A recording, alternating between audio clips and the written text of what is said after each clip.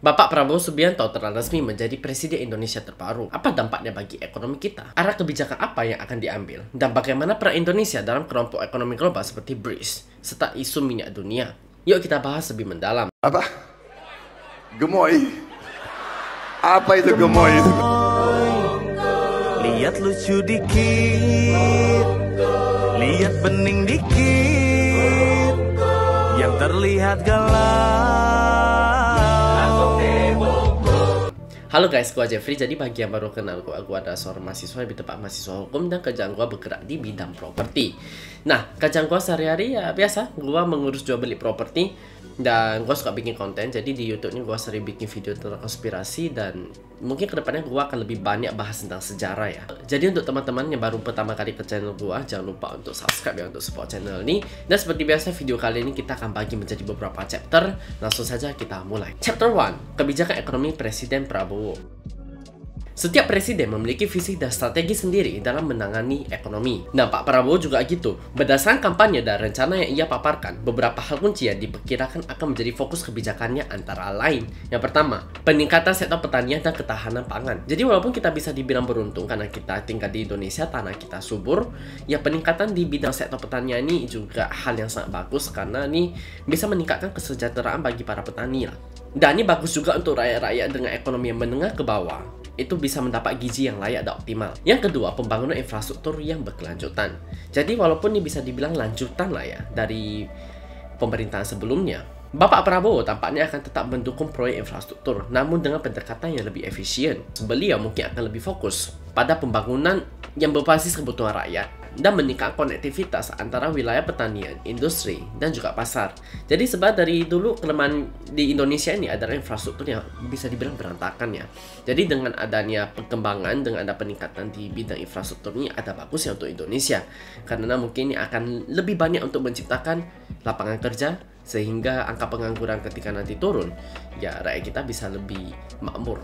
Yang ketiga, investasi pada industri nasional. Dalam upaya memperkuat ekonomi domestik, Bapak Prabowo bisa saja mendorong kebijakan yang lebih menarik banyak investor untuk sektor manufaktur, teknologi, serta energi. Harapannya adalah agar Indonesia tidak hanya menjadi negara konsumen, tetapi juga negara produsen yang kompetitif di pasar global. Nah, dengan adanya support dari pemerintah, jadi pebisnis lokal dan brand lokal kita itu bisa lebih maju lagi. Jadi, kalau misalnya kita diinvest dari orang yang dari luar, duitnya itu masuk ke negara kita, dan negara kita akan menjadi lebih baik lagi dari segi ekonominya. Sedangkan kalau kita yang menggunakan produk dari luar negeri, ya, itu duit kita yang keluar ke mereka. Jadi ini ada bagusnya juga ketika brand dan produk lokal kita bisa bersaing.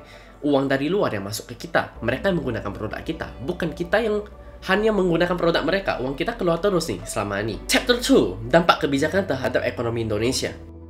Yang pertama adalah peluang peningkatan lapangan kerja. Jika fokus pada industri lokal dan pertanian benar-benar diperkuat, ini bisa membuka banyak lapangan pekerjaan baru. Pengembangan industri dari hulu ke hilir akan menekan impor, memperkuat industri dalam negeri, dan menyerap banyak tenaga kerja. Yang kedua, kemandirian ekonomi yang lebih kuat. Dengan kebijakan mendorong kemandirian pangan dan energi, Indonesia akan semakin tahan terhadap fluktuasi harga global. Kebijakan ini juga dapat mengurangi ketergantungan terhadap impor dan menjaga stabilitas harga. Jadi kalau misalkan kita ya impor minyak atau mungkin kita ya impor barang dari mungkin dari China atau apapun itu, ketika mereka ada masalah, ya kan, negara mereka ada masalah, nggak ada dampaknya bagi kita di Indonesia ini. Jadi kalau misalkan industri kita itu mandiri, ya ada apa-apa dengan negara lain, ya kita bisa memproduksinya sendiri tanpa harus terlalu khawatir terhadap fluktuasi harga barang ataupun harga mata uang. Yang ketiga, pertumbuhan ekonomi yang berkelanjutan. Jika dikelola dengan baik, pembangunan yang berfokus pada sektor lokal akan menciptakan pertumbuhan ekonomi yang lebih stabil dan tidak bergantung pada pinjaman asing.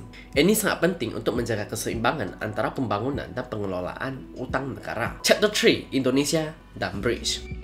Selanjutnya, mari kita lihat posisi Indonesia di BRICS. Jadi BRICS ini adalah negara yang terdiri dari Brasil, Rusia, India, China, dan juga Afrika Selatan. Dengan potensi ekonomi yang sangat besar, apa jadinya apabila Indonesia mendekat ke BRICS? Yang pertama itu adalah penguatan hubungan dagang. Bergabung atau memperkuat hubungan dengan BRICS bisa membuka peluang perdagangan yang lebih luas bagi Indonesia. Ini ada bagusnya karena bisa membantu kita untuk mengurangi ketergantungan terhadap barat seperti Eropa ataupun Amerika. Yang kedua, penguatan mata uang dan pembayaran non-dolar. Jadi untuk kalian yang belum nonton video gua sebelumnya tentang petrodolar, kalian boleh nonton ya. Di sana itu gua ada bahas tentang Arab Saudi yang udah mulai memutuskan pembayaran minyak mereka dengan dolar.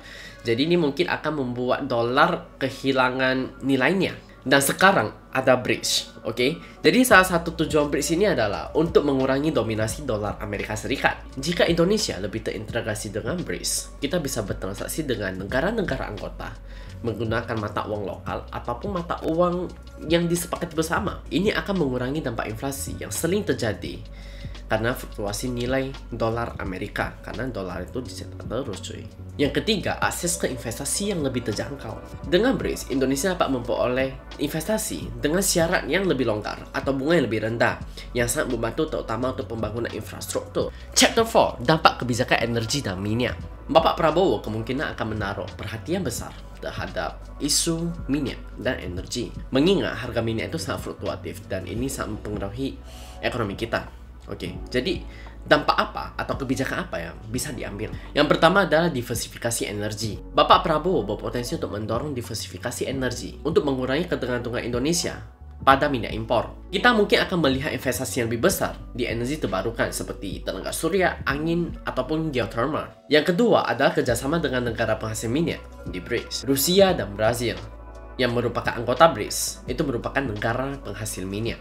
Kerjasama energi dengan mereka bisa menjadi langkah penting untuk menstabilkan pasokan energi dan menjaga harga yang lebih kompetitif bagi Indonesia.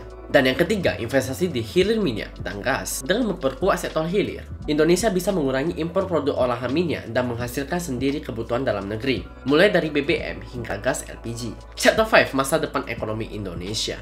Jadi kemana arah ekonomi Indonesia dengan terpilihnya Bapak Prabowo sebagai presiden dan peran aktif kita di BRICS dengan kebijakan yang berfokus pada kemandirian ekonomi, ketahanan pangan, dan juga integrasi dalam blok BRICS, Indonesia bisa semakin mandiri dalam jangka panjang. Namun ini memerlukan dukungan kuat dari masyarakat dan juga implementasi yang konsisten agar hasilnya benar-benar dirasakan. Dan sebenarnya untuk Indonesia itu bisa maju, bukan hanya dari ekonomi aja yang mau diubah, bukan dari infrastruktur saja, tapi juga isi otak. Dan gue juga udah pernah bahas 2 video tentang pendidikan, jadi kalian silahkan nonton. Dan please be smart dalam menerima informasi. Bapak Prabowo sebagai presiden membawa harapan baru untuk ekonomi Indonesia yang lebih kuat dan mandiri. Jika kebijakan ini berhasil diterapkan dengan baik, Indonesia bisa menjadi negara dengan ekonomi yang semakin berdaya saing di kancah global. Mari kita lihat bersama-sama perubahan apa saja yang akan terjadi di masa yang akan datang. That's it guys, kalau misalkan kalian suka sama video kali ini, jangan lupa untuk like, share, dan juga subscribe di channel ini. Kalau misalkan ada topik yang ingin kalian request, silahkan aja langsung komen di bawah. Oke, see you in the next video guys.